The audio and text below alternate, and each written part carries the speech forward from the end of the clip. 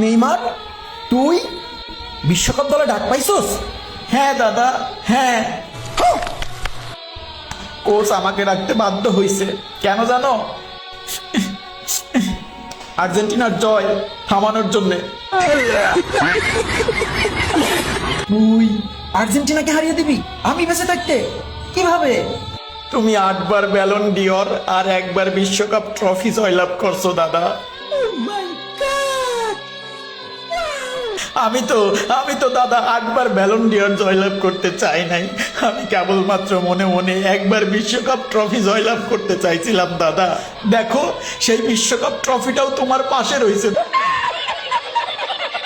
তুমি বেঁচে থাকলে আমি এটা জিততে পারবো না। নিঃসন্দেহে তুই ঠিক কথা বলেছিস। তাই এখন আমি তোমাকে গুলি করে আমার আমার আমার আমার পথ পরিষ্কার করে ফেলবো দাদা।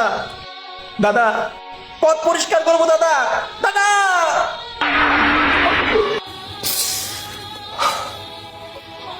Yes, I can speak.